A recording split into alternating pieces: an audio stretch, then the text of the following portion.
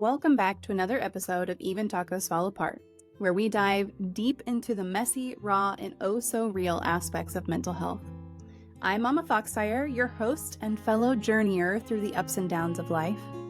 Today, we're tackling a topic that affects millions of people worldwide, and that's bipolar disorder. This isn't a fluffy, sugar-coated discussion. We are getting real here today. We're going to roll up our sleeves, get our hands dirty, and dive headfirst into the nitty-gritty of living with bipolar disorder. But before we jump in, I want to take a moment to acknowledge something important. Mental health isn't always sunshine and rainbows. It's messy, it's complicated, and it's downright tough at times. And that's okay, because that's life. Even when our tacos fall apart, we embrace the messy, we embrace the struggles. And most importantly, we embrace ourselves exactly as we are, flaws and all. Bipolar disorder is a mood disorder characterized by extreme shifts in mood, energy, and activity levels. And those shifts can be a roller coaster ride like no other. From the soaring highs of mania to the crushing lows of depression, it's a whirlwind of emotions that can leave you feeling like you're riding a never-ending emotional roller coaster.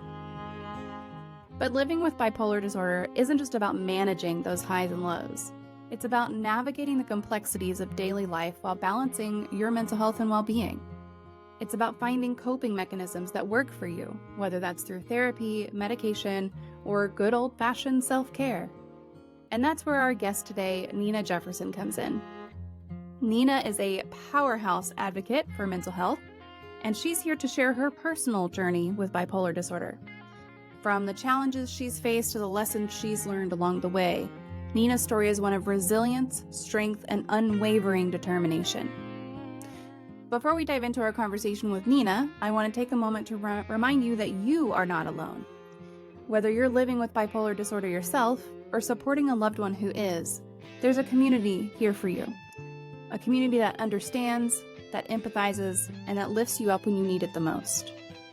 So grab a cup of tea, cozy up on the couch, and get ready for some real talk about living with bipolar disorder. Because here at Even Tacos Fall Apart, we're all about keeping it real. No sugarcoating, no fluff, just raw, unfiltered truth. So let's dive in. Hello everyone, welcome back to another Mental Health Monday. I am super excited for tonight's conversation. I think it's going to be great. I've already had a wonderful conversation with our guest tonight on her podcast, and I'm honored to have her here with me tonight. So our guest tonight is Nina Jefferson, and we are going to be talking about her experience living with bipolar disorder and also her podcast as well, which is called Nina, I am not my illness. So I'm very, very happy to have you here with me today, Nina. Thank you so much for taking the time and joining me. Yes, thank you for having me. Thank you for having me on this show. I'm very glad to be here. Absolutely. So we were having some audio issues earlier. So if those continue or if we have to restart or something, just holler and we'll be just fine. But everyone's used to, like, I wind up having, technical difficulties. It's just fine. So for those of you who are here in the chat, remember that we do have a question queue open. If you have any questions for our guest, feel free to pop them in and we'll make sure to address them while we are live here together today. So a little bit about Nina. Nina is a podcaster with a podcast, which I already mentioned, called Nina, I Am Not My Illness. She's also studying to be a certified life coach and is a brand ambassador for two brands, Known in Heaven and Just Strong. Her goal is for listeners to navigate through their experiences of mental illness by using her own personal experience with mental illness. And I've got several different socials if you're looking to connect with Nina or find her podcast. I've got lots of different ways that you can find her. And let's see, there we go. Those should be posted in the chat. So feel free to click through to any of those. And Nina, I'm just so excited to talk to you. I think this is going to be fantastic. Yeah. I've had the podcast now. It'll be 3 years on the 17th. Wow. I just became a brand ambassador about a couple months ago for the two brands. And I'm also working on a book that's entitled Nina, I Am Not My Illness. Hopefully I can get it out if I stop procrastinating within the next 3 to 6 months. Oh, that'll be awesome. Yeah, I That's didn't what know I'm you were working working on a book. That's amazing. on. That's really cool. Yeah, and also I'm studying to be a certified life coach, and hopefully I can impact lives through my coaching abilities and get my first clientele, first two clients by the first quarter of next year. I mean, because this year's almost at a close, and I want to get certified by the end of the year before I start dating clients and what have you. That's awesome. Yeah, that's really exciting. And I mean, there are lots of folks who really love being a life coach and everything. So, what interests you in being a life coach? Why is that something that you're drawn to?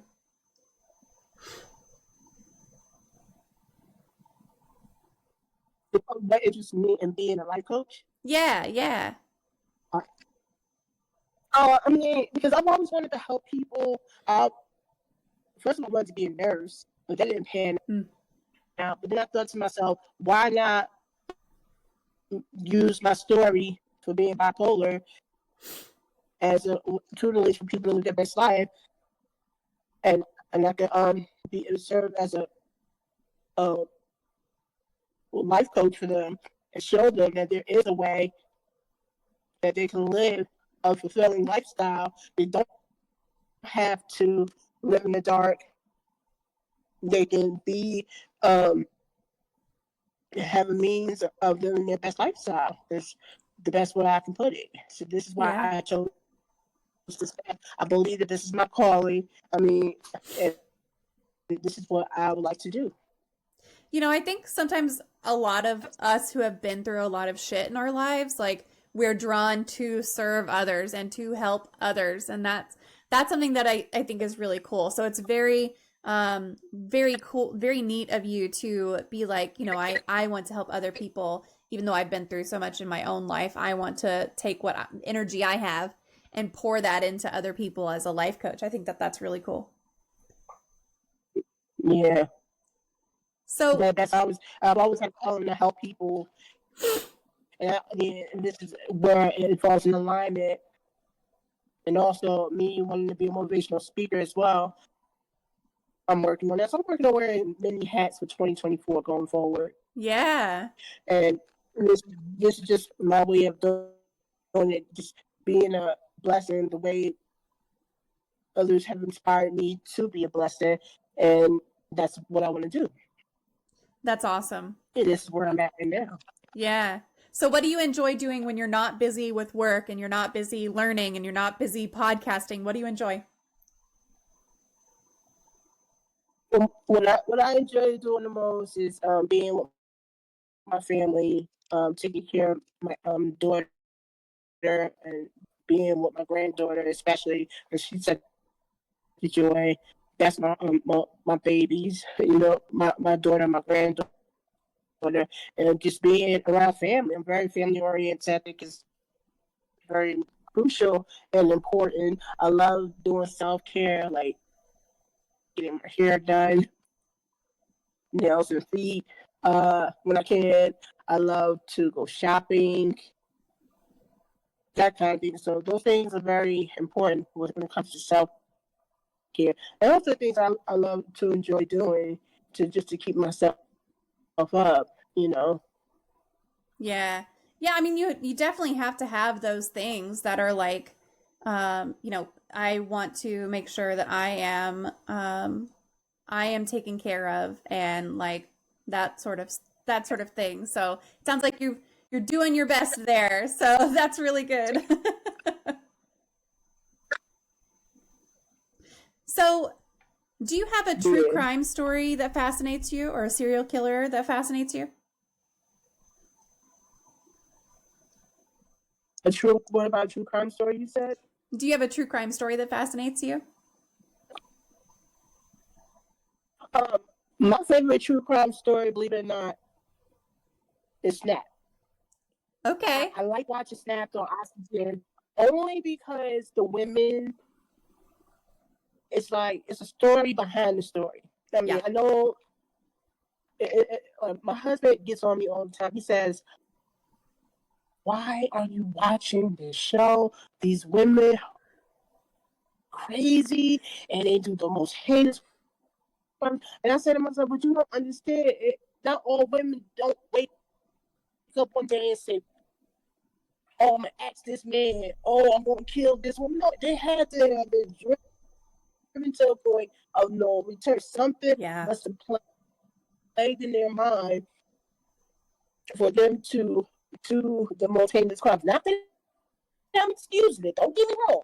Yep. But it's like, in some instances, I understand why the crime took place in the way that it did. Like, certain people, not saying that the victim deserved it, but certain instances, like certain victims, if you listen to the storyline and you watch how it all played out, it's like, oh, okay, so the victim did this to this woman and she was scorned.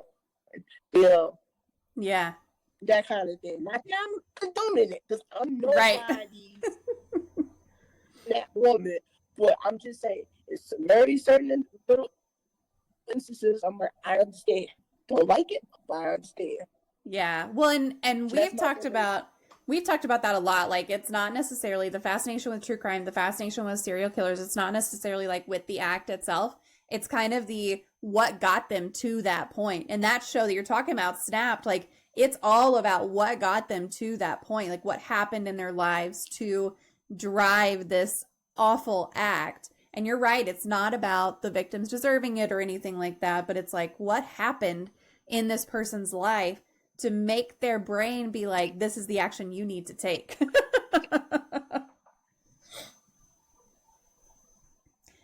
So, hey, Autumn, Exactly. how are you today? We've got a chat open. If you have any questions, feel free to pop them in. We're talking about bipolar disorder, and we're about to get into that right now. So, if anybody is here and would like to ask any questions, feel free to go ahead and pop them in, and we'll get them going. And I apologize. I know I'm sniffling. I have allergies really bad today, so please forgive the sniffles. It's okay. So, can you It's okay. describe? Jump right in, ask me anything. Yeah. Can you talk a little bit about how living with bipolar disorder has shaped your daily life in general and kind of your routine? How has it affected you? Okay, so when you have bipolar disorder, it changes you. Well, when I first had it 20 years ago, no one was really talking about it at all. It was more or less a very taboo. It was like, you have bipolar disorder. No one knew how to treat it. I mean, and it was just coming out. It wasn't as prevalent as it is now. No one knew how to treat bipolar disorder, and it was the stigma surrounding it. People were like, "Oh my God, she has bipolar. She's crazy. Oh my God, I don't want to deal with her." And then there's so many cases that were coming out back to back. It wasn't enough psychiatrists that could diagnose and nor could they treat it. It was hard. The first 4 years, I was diagnosed at Thanksgiving 2001. I think the first 3 to 4 years, it wasn't until June 2004 that I actually was out of the hospital. So I was going in and out of psychiatric wards.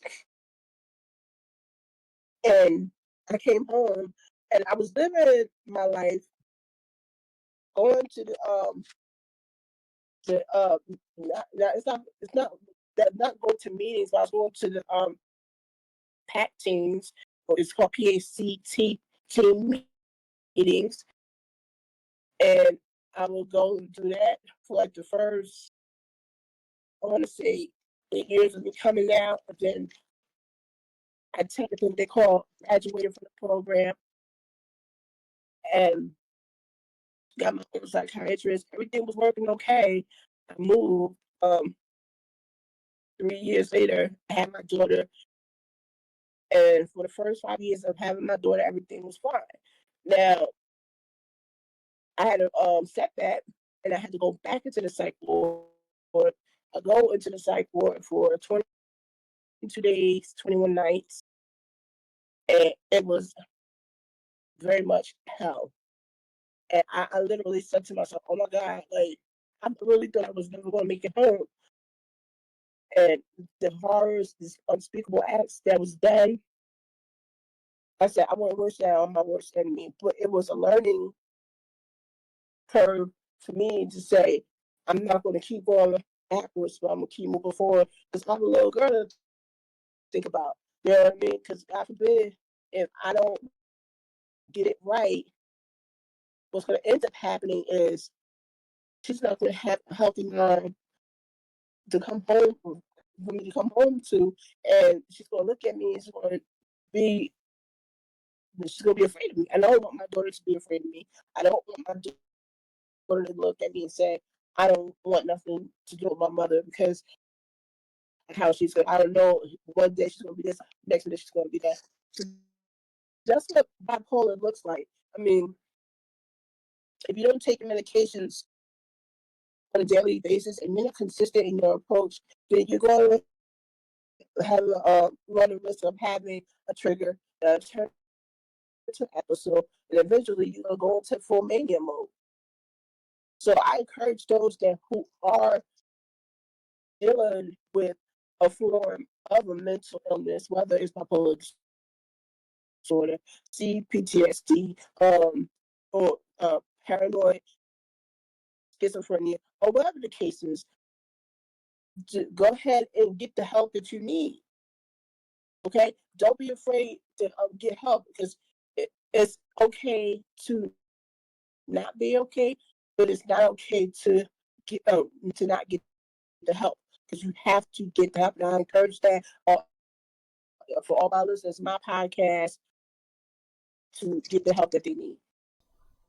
Yeah, and that's something that we talk about a lot here too. It's like, look, you might be going through some stuff and maybe you're trying to hide it from everyone around you, or you're like, no, I'll just push through. But the reality is if you don't take care of yourself, other people are going to be affected by that too. So you gotta make sure. And it sounds like you did the right thing by your daughter, for your family in general. So I commend you for just taking care, prioritizing and doing what you needed to do in that moment. That's a hard thing to decide. Like, yes, this is, I'm going to go inpatient for as long as it takes to get better, and to get to a point where I am going to be, okay. So, are there specific challenges that you've faced living with bipolar disorder that you would like others to understand about those who have this diagnosis, or, things like that? Anything you want to share as far as challenges that a lot of folks face?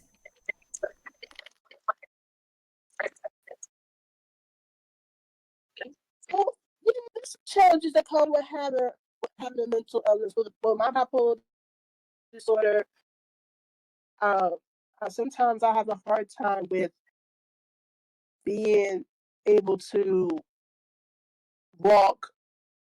Like, for example, I used to be able to walk around my complex without a problem. But now, I mean, sometimes with having bipolar disorder, I have a hard time just walking to the garbage can and back without having a problem because I'm afraid of the heights because I'm short. But I think it's a height complex that I have. And then on top of that, when I'm riding in a car, I get car motion sickness. And that came on way after I had bipolar disorder. But those are the challenges that I face. Certain challenges I face are like my mood swings.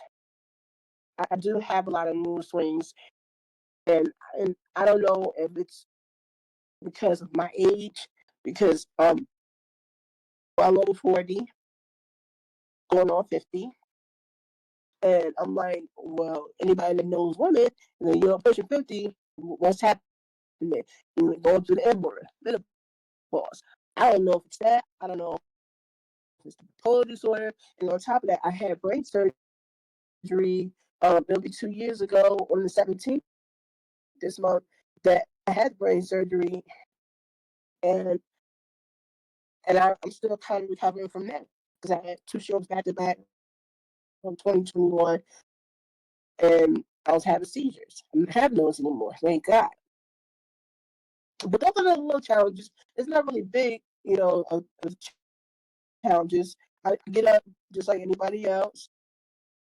I do what I have to do, brush my teeth, uh, bathe, get dressed. Um, I do those things like everybody else. The one thing I want people to understand: when a person has a mental illness, it doesn't mean they don't live, especially people like me who are living and functioning on a day-to-day basis. It doesn't mean that they are to be looked at in a different way. We don't like to be labeled and say, "Oh, she has bipolar disorder," or "She has," and "He has this." Oh my God, we don't want to go anywhere near them. We're not contagious people. You know what I'm saying? It's not a communicable disease where you're going to catch a mental illness. Who knows? You may be the next person that's going to have it regardless, because you don't know. People need to get educated on the topic. There was a lady in this app called the Clubhouse. I don't know if you're familiar with that. And in the Clubhouse, I was talking about the subject of mental illness, and she was heckling me. She said, nobody's listening to you. There's no such thing as mental illness. I don't know why you're talking about it. Oh, please. I mean, she just looking for any reason to be ignorant. And I said, oh my God. I said, and the fact that I didn't engage her, I blocked her. I said, what we have to talk about? We have nothing to talk about. So I say this to say that be careful of how you approach this subject, because this is not your everyday subject, but it needs to be an everyday subject. It needs to be talked about. It needs to have more awareness to be brought out. And people don't want to talk about it because they're afraid. But then when you have your loved ones that are committing suicide in the name of mental illness, you're saying, oh, well, this person Billy didn't have any problems. We didn't see it coming. Oh, was he on the? No, he wasn't on drugs. He just took his life for no reason. A person's not going to take their life for any reason. You leave a note behind. I mean, he had to say something. All the signs are there.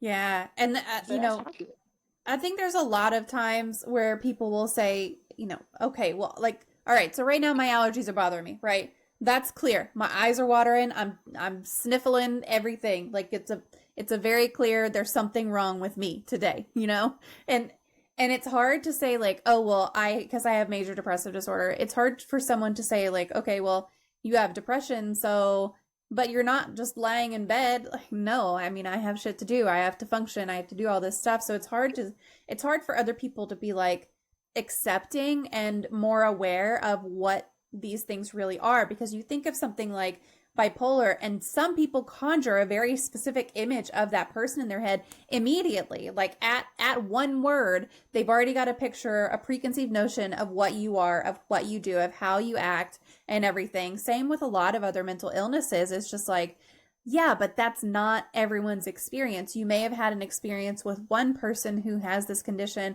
but maybe you haven't had an experience with this other person. So, I feel like there's also a lot of kind of misconceptions around bipolar disorder in particular. I had an ex who used to claim that his wife was bipolar, and I would challenge him on it and be like, well, what do you mean by that? Oh, her mood is just all over the place. I'm like, that's not really what bipolar disorder is. So that's, maybe she has a mood disorder of some sort, but just because someone is moody, also he was an ass. So like, I understand her being moody. But are there some misconceptions about bipolar disorder that you wish people were more educated about?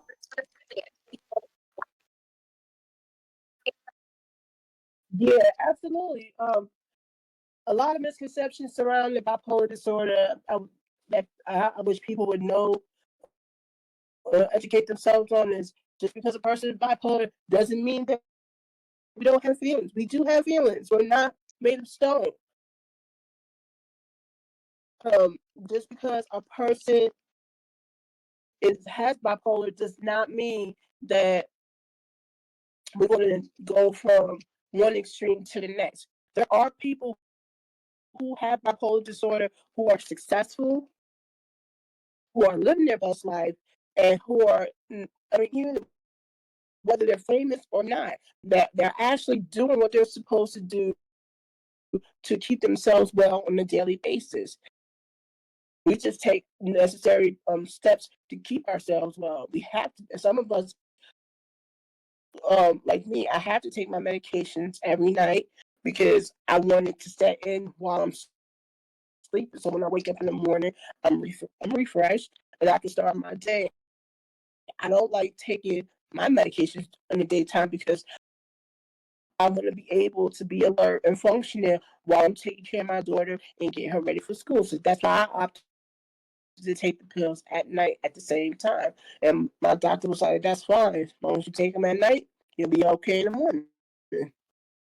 So far, so good. So, and another misconception about us that I don't like is people think that because you have bipolar disorder or any mental illness that you're crazy. I'm not crazy.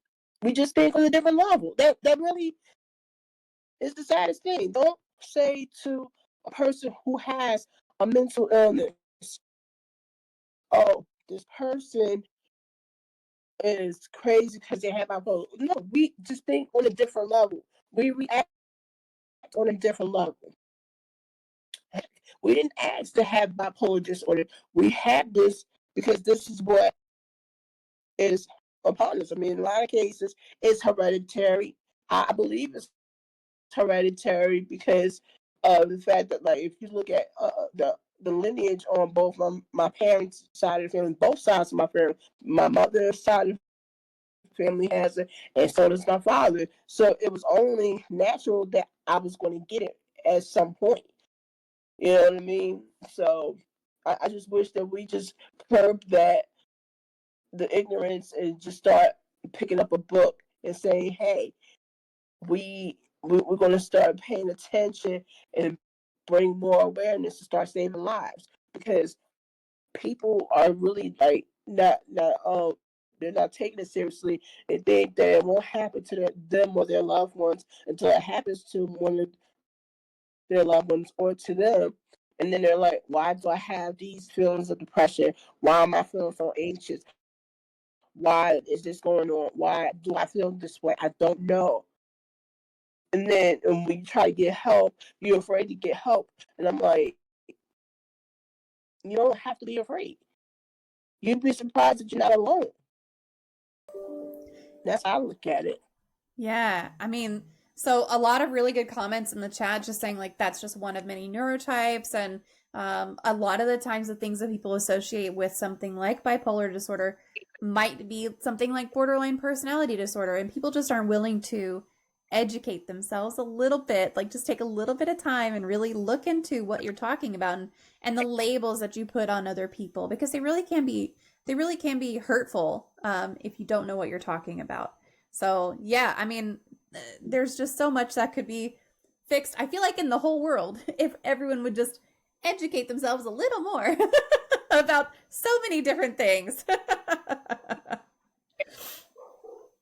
Exactly. Exactly. I'm just putting the charger on my phone Oh, so I all don't lose good. any power. Yep, all good. Are there specific coping mechanisms or strategies that have been particularly helpful for you? Coping mechanisms for me that work are I meditate a lot. I usually use the YouTube channel when I'm under a lot of stress and there's a lot of pressure going on surrounding me. I turn on the YouTube channel, I get on the meditation music, and I just close my eyes and I just zone out and I get clarity. And I'm like, I thought it feel a lot better, and it helps me forget about all that's going on.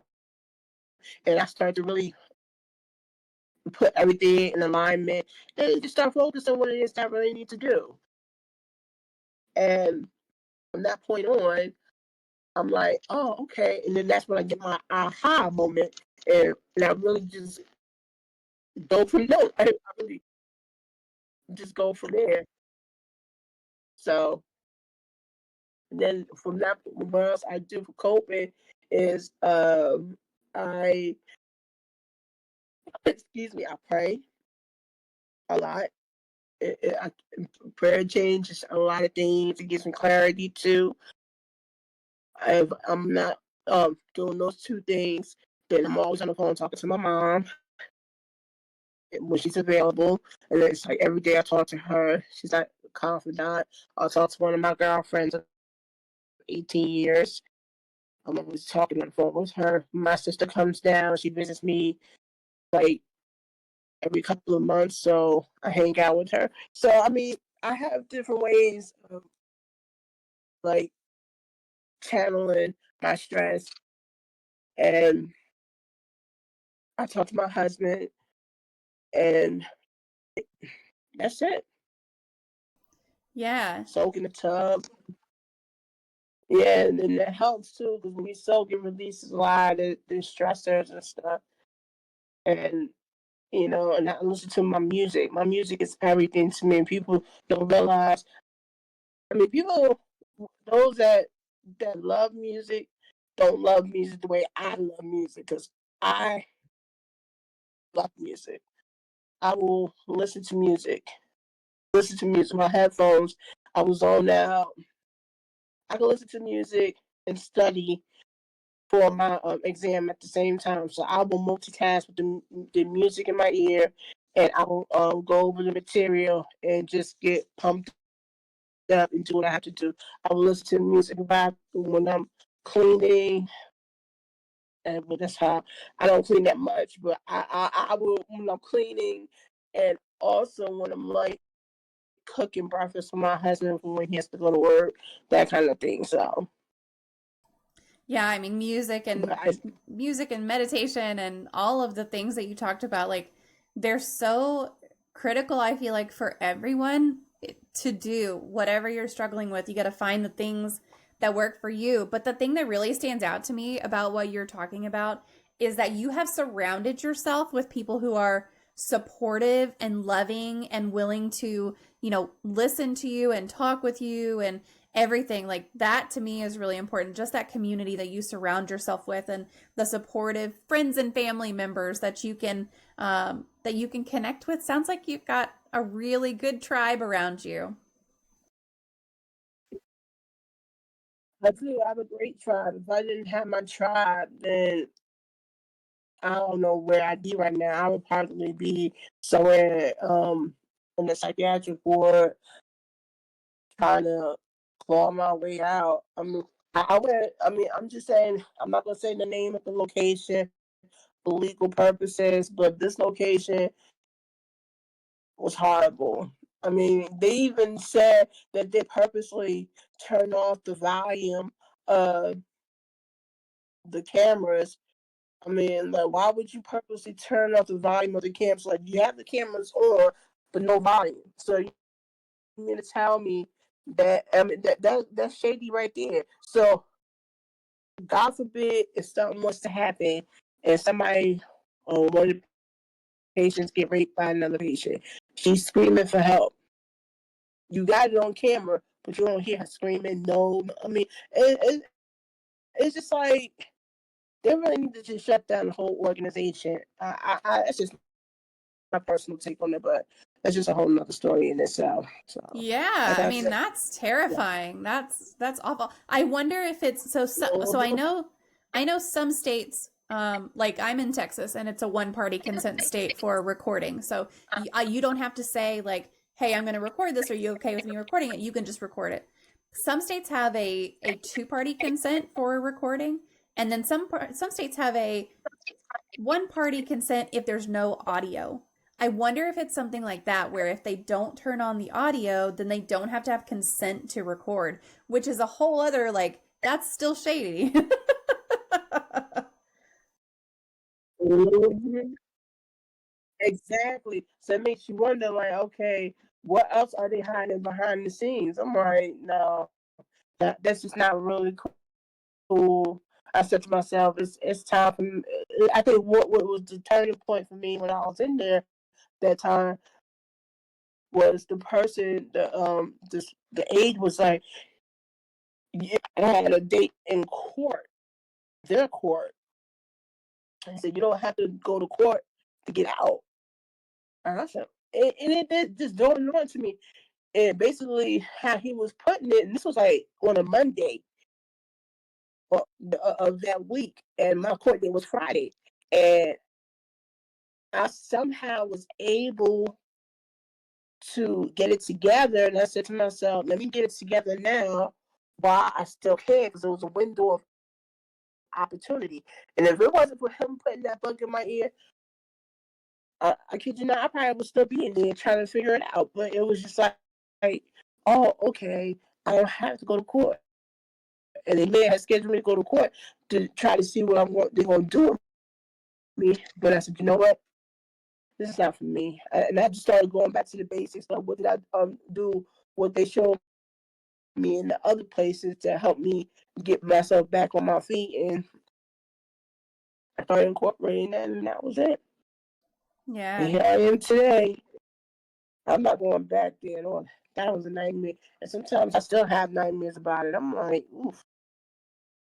But I just, my things, what I would encourage the listeners to take from that is, I mean, if you need help and you really have to go to a psych ward, don't be afraid to go, but don't stay long to what you have to. Just do what you're supposed to do. Listen to the aides, take the medications, be open if medications don't work for you so they can do the necessary adjustments. Talk to the people, be as open, go to as many activities as you possibly can, be involved, because this is about your health and your life.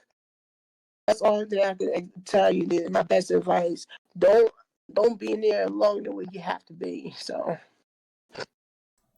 Yeah, and that's, I mean, that's why I like patient advocates so much, because they help you with like the administrative part of it, but that's not always an option. It's not always available. People don't always know that it's there if it is available. So, yeah, I mean, that's good advice. Like, do what you need to do and take the help that they're offering you, and then, take the good and leave the bad when you can.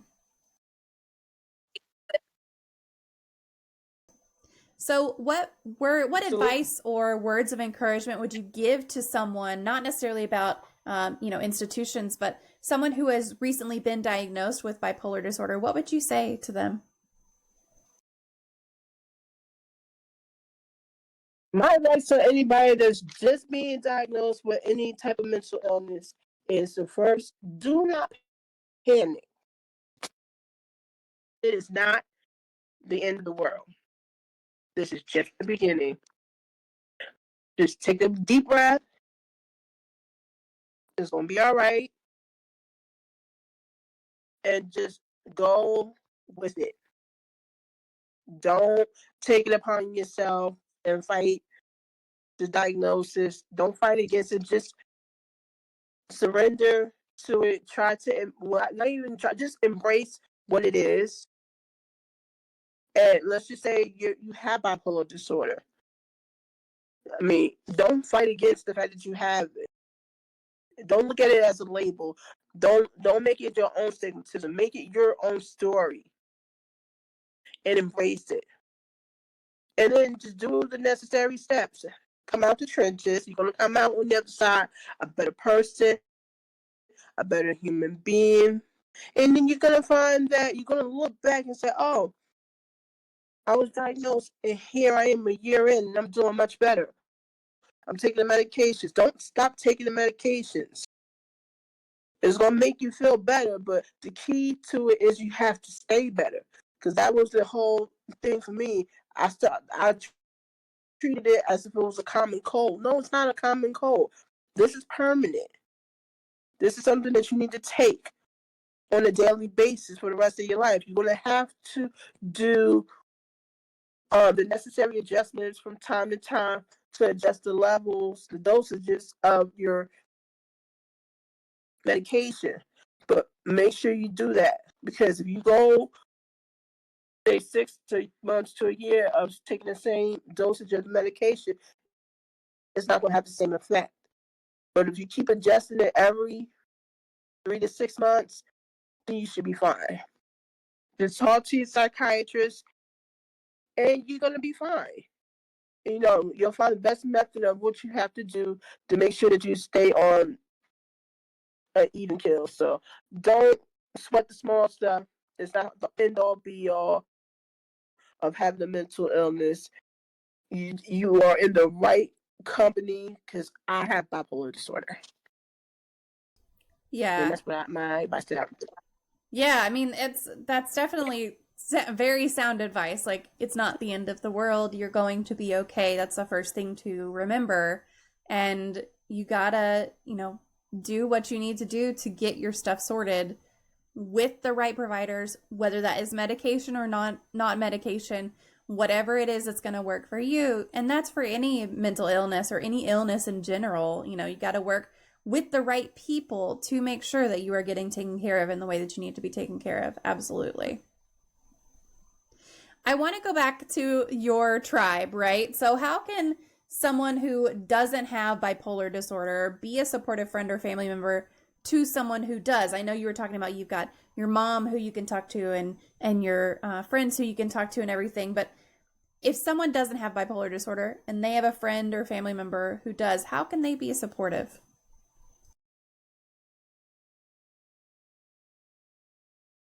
How can they be supportive is just be there. I mean, because you don't treat your loved ones as a lab specimen and say, I don't know what to say.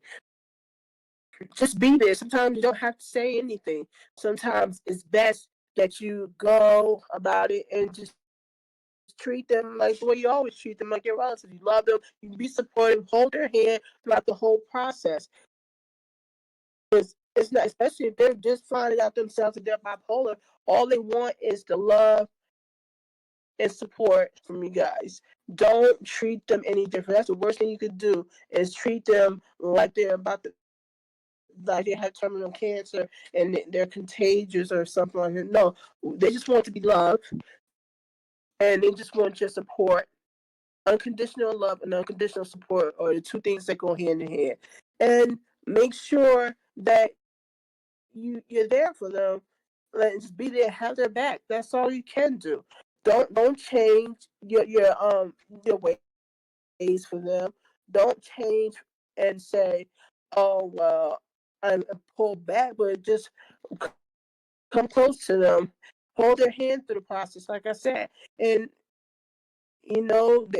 once you do that, then you'll see that they'll be more receptive. They'll be able to come to you, and when they share things with you, make them feel comfortable in sharing things that's going on with them without it being a judgment call.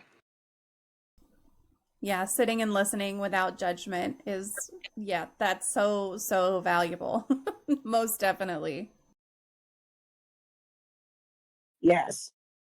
And I think also just being willing to let someone talk and to hold space for someone because it's, I've been talking to someone at work who's having a hard time with some things and I'm a positive mental health champion through my work. So I've been talking to this person and they'll call me and be like, "Hey, I don't need advice. I don't need intervention. I don't need anything, but I have no one to talk to about this." And I'm like, "Go off. Talk.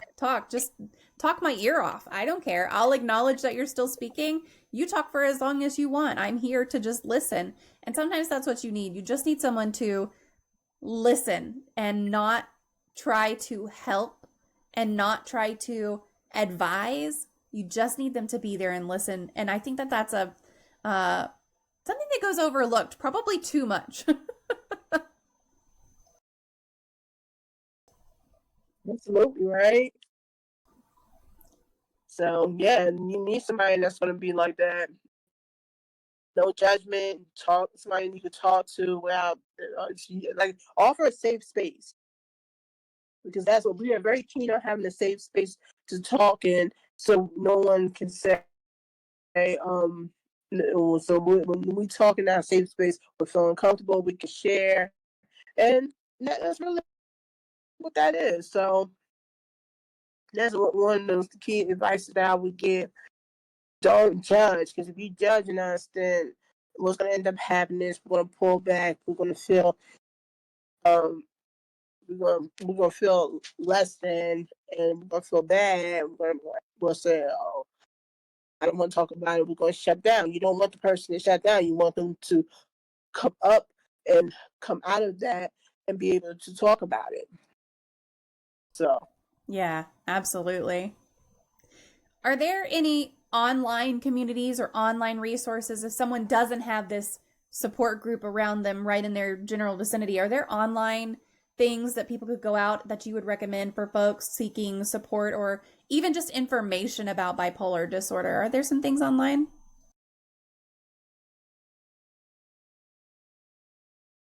there's an online community called NAMI, NAMI.org.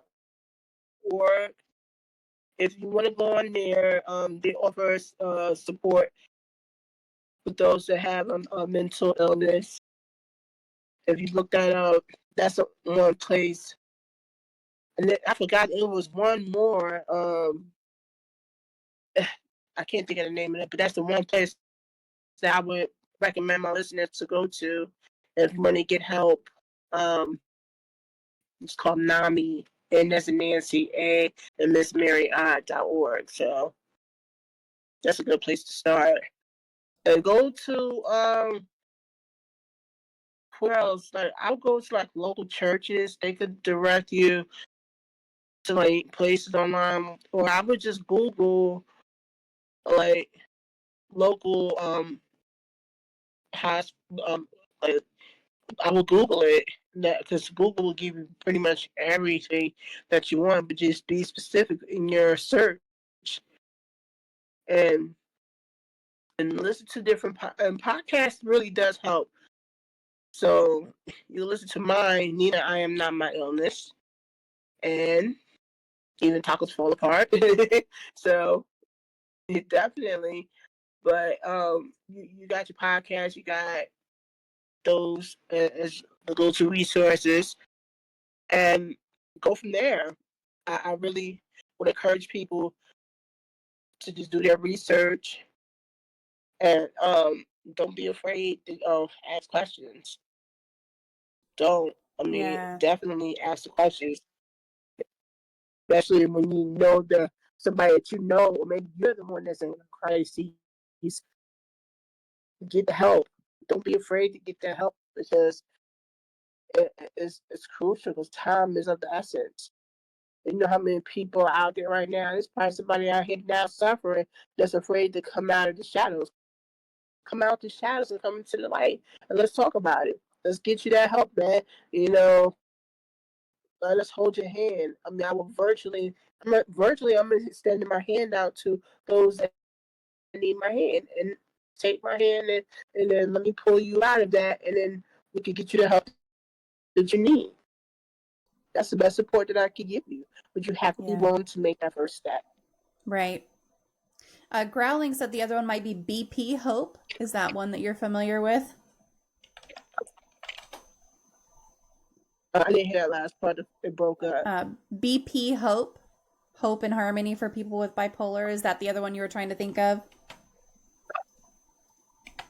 I think so. Yeah. Yeah. It looks like a good one. I just looked it up online real quick to see what it was, but it looks like a good one. I just popped that into the chat as well. And then I really think, going back to what you said just a minute ago about churches, I think that a lot of people overlook the services that a church will provide. I am no longer a Christian, but I still really feel like the church does a lot of good. And even if you are not a part of their congregation, even if you were not a part of their denomination, or even if you don't believe in God, you can still get help from a church. Like, they're still willing to help. It's part of their ministry. It's part of their work. They consider it their life's work. That's what they're there for, right? So, you can always call up a church. Well, I'm not sure what that was.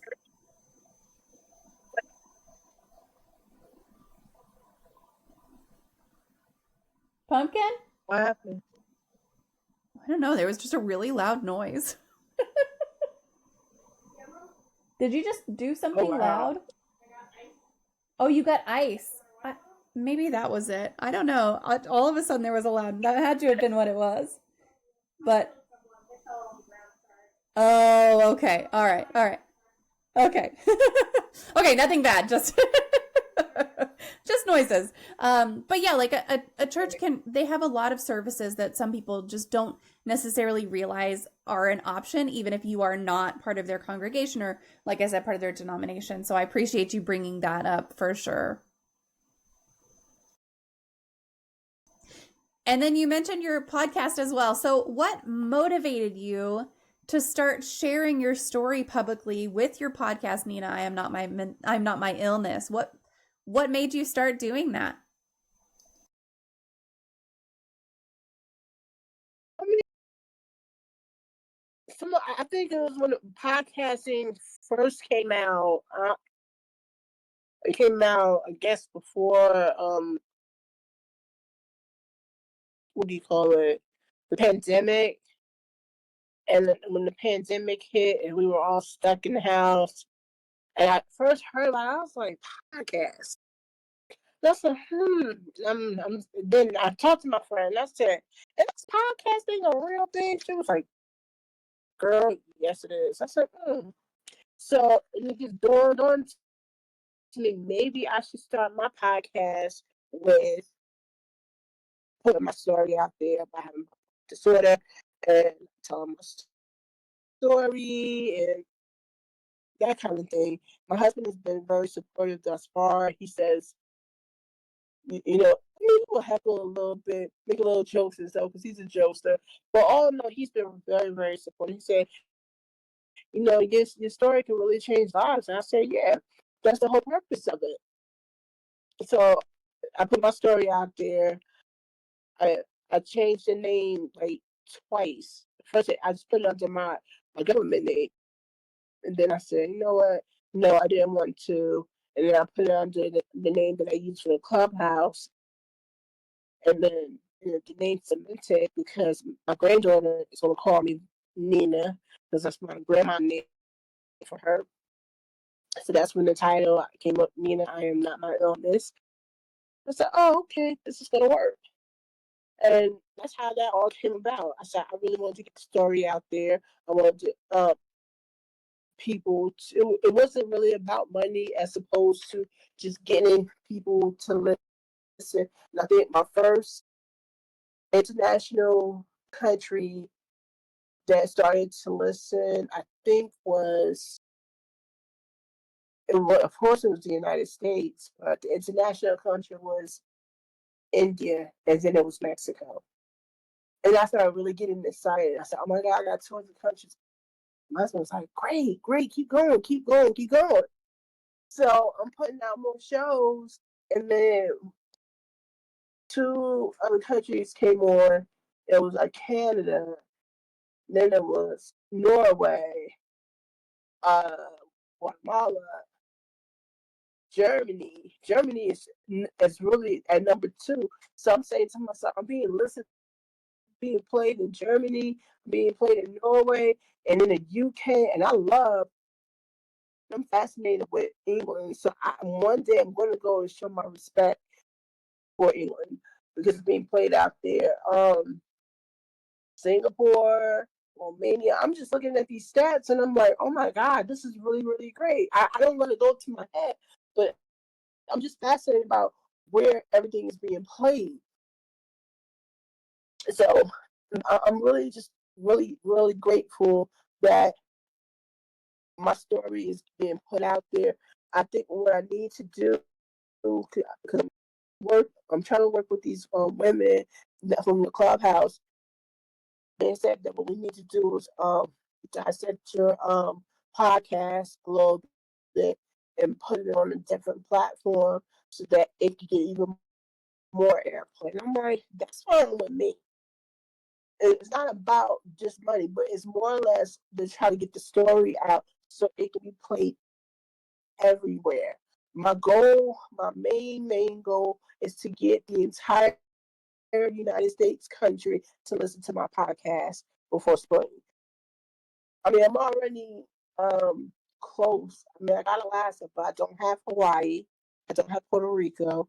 I don't have Vermont or Maine or Iowa, I think it is. But I'm only like 7 or 8 states left. So I'm really excited. Like the majority of this country is listening. So that right there in itself in a nutshell is pretty good. So I'm ecstatic. Yeah, I mean, that's really cool to have not only most states in the US, but also like whole other countries listening and everything. That's really cool. I love that. That's something that you know, yes, it's one thing to put a podcast out there, but then once you realize that people are actually listening and actually engaging and everything, it's like, okay, now I remember why I'm doing this, and I remember that there are people out there who I'm impacting and everything. So that's really cool. That's awesome. So, Yeah, absolutely. so what impact do you hope that your podcast has on listeners, especially those who are dealing with bipolar disorder as you are? What do you hope they come away with when they listen to your podcast? Well, I hope for my listeners to come away with a sense of solace and knowing that there's somebody that is relatable to them, that they can say, oh, well, she gets us. She has bipolar disorder. She knows all too well what it's like to be in a junction. She's been where I'm at right now. So I'm going to listen to her podcast because she knows what she's talking about. So that's why I want them to come away with each of the episodes. I want them to listen to my story. I want them to say, oh, okay, so she is very vulnerable. All the years that I've had the podcast, I've never rehearsed. I never rehearse for any of my shows. Anytime I go and record, I record live and I post it up. And whether I make a mistake on a word or however it is, that's what you're going to hear. I'm very, very raw. I'm very authentic. And that's what I want my listeners to hear. They're like, oh my God, my transparency. I want them to say, oh my gosh, she's real. And it doesn't sound rehearsed. It's not like she's doing, I mean, no offense, we had to do sound checks here because we're doing it live. So that part I get. But me doing a recording, no, I'm going to just go live and go on the air and record it. And that's how, and when I do my interviews, I do it the same approach that I always do. I go in, I just ask the questions, or I let them talk about their who they are, and they tell me about their background, why they chose my show, that kind of thing. So that's really what I am. So the impact that I want my show to have and continue to have is a positive impact. I want them to make sure that they have all the tutelage that they need so they can live their best life. I love that. And I mean, I feel the same way. Like, yes, I do preparation and stuff, but none of the things that I do on this show are ever rehearsed. Like that's not something that I A have the time or energy for. And B feel like that's necessary. I think coming on here and being real and raw, and what you do with your show being that real and raw connection is so powerful. And I want to read you this comment from chat because Autumn said big respect for that. It takes strength to show your vulnerability. And I absolutely agree. It really does take a lot of guts and just like fortitude to put yourself out there week after week and say, like, this is me, this is real, this is raw, this is where I am with everything. So good job. I'm proud of you. I know chat is proud of you as well for doing what you do, and it is really, really valuable as well. And I know that Bymark is not here, but she sent this question ahead of time. So, what is your favorite poem? My favorite who? Your favorite poem. I really don't have a favorite poem. I really don't. I don't really read poems like that. I would have to look one up. I don't have a favorite poem. Well, I know she'll take like favorite song as well. I have a favorite song. I'm gonna tell you, as far as music is concerned, my favorite song is a house music called "Message of Love" by DJ Sneak. That's in UK. It's on YouTube. Okay, so I'll look up a link to that for sure. So DJ Sneak, Message of Love. I think it's, let's see. It looks like this might be it. All right, I'll have to find a link to it. Let's see. Oh, now it's gonna play. That's okay. I think this is it. I'm gonna put it in the chat, and if it's not the right one, I'll correct it later. But that's awesome. I mean, yeah, like songs and poetry and everything, they all go kind of hand in hand. So and songs are poems a lot of the time. So hey, that works for me. Well, it is time for the magic moment of the stream, and I have this beautiful magic wand here. If you could wave a magic wand and eliminate one common opinion or misconception or theory surrounding mental illness, disabilities, or talking about mental health, what would it be?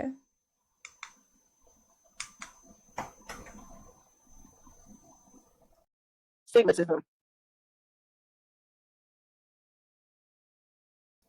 Yeah. Yeah, just get rid of it. Totally, completely get rid of it. Absolutely. Yeah, I totally agree with that. Well, I'm going to post your socials one more time for folks to connect with you.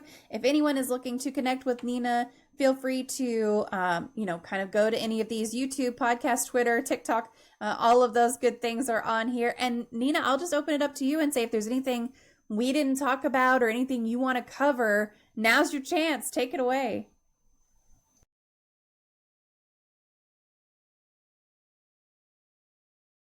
Okay, if anybody has any questions for me right now is the perfect time. I'm open, willing, and able to answer any and all questions. No question is taboo, or I will leave no questions unanswered or no questions unturned. So if you want to ask me anything, just don't let it be too crazy or explicit. But I will answer any questions regarding my mental illness, that kind of thing. So please just ask away, because you never know, you might be saving somebody's life at this point. So I would rather hear the question, and then I'll be as open as possible with you and be able to save a person's life. So now's the time to come forward, ask away, ask me anything. I mean, I'll see if I can start off the question. Would I change anything about me having bipolar disorder? If you would have asked me that 20 years ago, would I change it? The answer would have been yes. I would have said, yeah, I don't want to have bipolar disorder. I don't want to be different. Now, I'm looking at it as it being God's calling, and He chose me to have this bipolar disorder. Therefore, it's my job to educate those who don't have it, or those who are just starting out in the beginning, and teaching them how to navigate through this mental illness to live their best life. And the next question would be, is it worth having bipolar disorder? Only if you're strong enough. And the answer is yes. I mean, it tests the people that are the strongest. It's not easy. It's going to be days you're going to wake up and you're going to ask yourself, how did I have this mental illness? Why am I having schizophrenia? Why am I having these thoughts? How can I? Why do I? Don't question it. Sometimes it's better to just go with it. Take your medications. Talk to your team of people. Get your tribe together immediately. Get your support system immediately. So your tribe is your vibe. Get your tribe together. It doesn't always have to be your family members. It doesn't always have to be just co-workers. It could be People that you've known for years. As long as you feel comfortable with the people that you're going to have on your team. As long as they're not going to be, as long as they're going to be bipartisan, that's the key thing. If they're bipartisan enough, yes. But they're going to judge and make it on a black and white level, no. So definitely. And I'm trying to think of other questions people may ask. Well, and I'll throw in there also, like, if you're going, I don't have a tribe, I don't have anyone, I don't have anything. We've got a great community with Even Tacos Fall Apart, and we've got a great Discord community, and we've got great folks on Twitter who support each other all the time, great folks on Instagram who support each other all the time. So if you're looking for a community and you can't find one, reach out. Either reach out to Nina or reach out to myself, and we will find, the best way for you to connect in with the community, because we've got some fantastic people. And if you're looking for something more anonymous, I can help you find forums like the Heart Support Forum, where you can post anonymously and still get the support that you're looking for from people who are looking at it from a mental health perspective, and not just going, well, you can go on Reddit and ask for support, but you're going to get the trolls as well. There are different forums that you can go on and get the support too. So don't ever feel like, well, I don't have, we talk about all the time in the Discord, it's hard to make friends as an adult, So like, if you feel like you don't have any friends, or you feel like your family doesn't want to talk to you, or anything like that, we've got a great community that you can connect into. And I would encourage you to connect into that community and just ask for what you need. Ask to be supported in the way that you need to be supported. So don't be afraid to ask for help. Don't. I encourage you. Please ask for the help that you need, man, because you never know.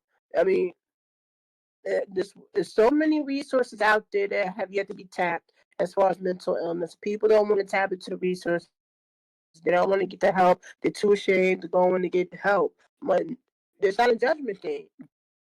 Go get help. Go out there. Just say, listen, be vulnerable. You don't know who else is going to be there with you on the other side. You have to be willing to say, okay, this is what I have. I have this. Own it. Take control of the mental illness before it consumes you. Because there have been plenty of times where I had my bipolar disorder and it has consumed me for that moment temporarily. And I burned a lot of bridges with my family members in particular. I mean, I'm just starting to get back into a comfortable space with them, but it's taken a long time. And there's some loved ones that I lost along the way, and the ones that I lost, I wish that they were there so they could understand that how I'm sorry how I had treated that person. But the,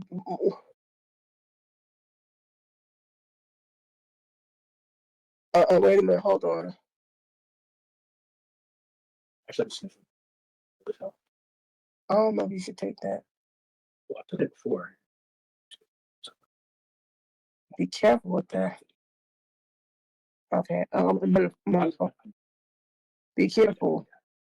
Be careful. I'm sorry, I'm saying something to me. All right, so back to what I was saying, guys. I want you to understand this. I mean, I'm glad that this journey that I'm on is taking me where it is, but I also want you to understand that you have to be willing to take that said journey, because it's not a destination. It's a journey when you have a bipolar disorder. It's a journey when you're on mental illness, period.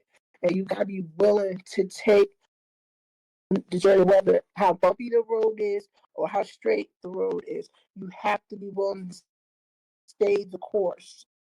And you have to be willing to take the good, the bad, and the in between, and just do what you have to do. I mean, don't be afraid to ask for help. Look at me. I'm living proof. You know what I mean? I have 2 children. Okay, my kids will tell you. My mother is very transparent. My mother is transparent. They know, my son, he'll tell you that I'm very transparent. I'm very open when it comes to my mental illness. Yes, I will. Yeah, you heard him. Yes, I will. He'll tell you. So, yeah, so that's just who I am.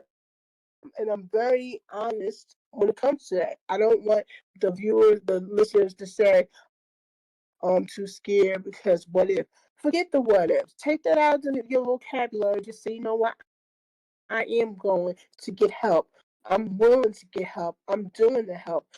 Turn it into a positive. And I promise you, once you start doing that, it makes for a better um, trajectory and a better storyline for you for when you, like me, when I start writing my book and putting it out there. You know, it's not for money. It's about spreading the message. So you never know where it's going to take you. Yeah. But let it be positive. Yep, that's true. And it's a choice too to do that also. It's a choice you can actively make. So okay, well, I don't see any other questions in the chat. So everybody, thank you so much for joining, for your comments tonight. I really appreciate it. And Nina, thank you so much for just a beautiful, wonderful conversation. I appreciate it so much. And just for taking the time to join us today also. Hey, thank you for having me. And that brings us to the end of another eye-opening episode of Even Tacos Fall Apart. I don't know about you, but I am feeling incredibly inspired and empowered after hearing Nina's story and insights into living with bipolar disorder. Embracing our diagnoses, prioritizing our mental health, and surrounding ourselves with a supportive community are all crucial steps in navigating the complexities of life with bipolar disorder. But it's not just about managing the highs and lows, it's about finding strength in vulnerability, resilience in adversity, and hope in the face of uncertainty. And that's something we can all apply to our own lives, regardless of circumstances. So as we go about our day to day, let's remember to be kind to ourselves and to others. Let's embrace the messy, the imperfect, and the downright chaotic moments that make us who we are. And let's never forget that we're all in this together. If you found today's episode as valuable as I did, I encourage you to show your support by liking, subscribing, and leaving a review on your favorite podcast platform. Your feedback and that engagement helps reach more listeners and continue spreading the message of hope, resilience, and acceptance. And hey, if you ever want to connect with me or share your own story, don't hesitate to reach out. You can find me on social media or shoot me an email anytime, and you can find me as @MommaFoxFire or at MommaFoxFire@gmail.com. Because Even Tacos Fall Apart is not just a podcast, it's a community, a support system, and a safe space for everyone to share their truth. Until next time, keep shining your light, embracing your journey, and remember, even tacos fall apart, and we still love them, and I still love you.